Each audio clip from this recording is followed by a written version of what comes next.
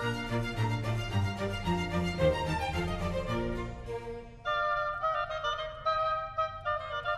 have one additional question that's I think important. I think there's several people in the audience who will probably pick it up later, but the issue of how many people understand the role of the freeholders is really interesting. There's some data that shows maybe 70% have any idea what freeholders are and do. And one of the suggestions about how to correct that is to, in some way, regionalize either the voting base or the responsibility of freeholders to do, and frankly, what it was that Governor Walsh was talking about, which is to make sure that there's diversity and attention, not only, I would suggest, perhaps geographically, as well as in terms of expertise. But the question is, do you want, in this county of 900,000 people, to change the way in which we think about electing them by sending that in some way to a county charter commission? Or is the way we elect freeholders now adequate to serve our interests? And I'm interested in knowing how you folks feel about that. David, let's start with you, and then we'll move back to Robert, then to Bernadette and Joe. I think that any idea to spread diversity and to make the Freeholder Board more responsive to the population is something that is worth studying. But really changing districts or going to a system where the freeholders run from a specific district of less than 70 towns is something that does a great disservice to the rest of the population. I'm not the freeholder of Fairlawn. I'm the freeholder of all 70 towns in Bergen County, and very proud to have served in that role for the last 12 years. I just move across the middle, back over to Joe in a minute. I absolutely agree that diversity is something to be desired on the Freeholder Board, and I think that it is absolutely worth the study to accomplish it.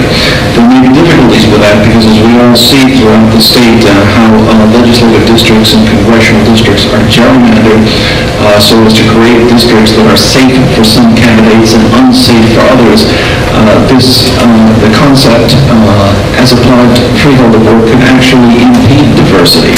I think it needs to be studied. I think it needs to be explored. We need input from all layers of society to move this forward, whereupon a proper decision can be reached. You know, I think what we have to first think about is succession planning. Might sound kind of funny on a freeholder board, but when I was on the council, we appointed people to different boards in the town. And when I was reading up on some of the background for those appointments, the state, in their descriptions of how you appoint somebody to a board, make sure that you keep diversity in mind. They actually want you to start taking a tally of how you are in a town in terms of your diversity on your boards. So when you start thinking about who you're putting on the boards, great citizens who are volunteering their time, seeking to be a resource for the community, it makes sense that those individuals, just as many of us did here, would move on to the next level.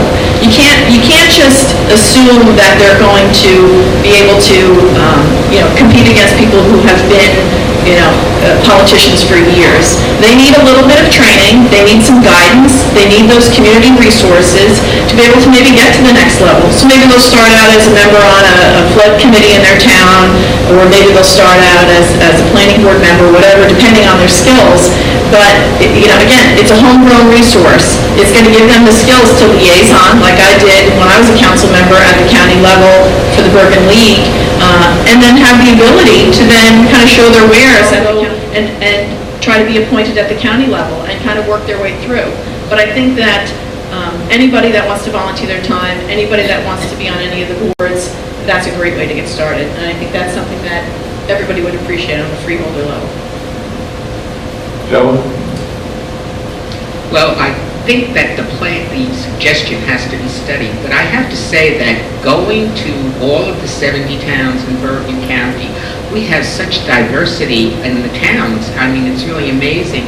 Of all these offices I've had the fortune to fill, the freeholder one is probably the most interesting.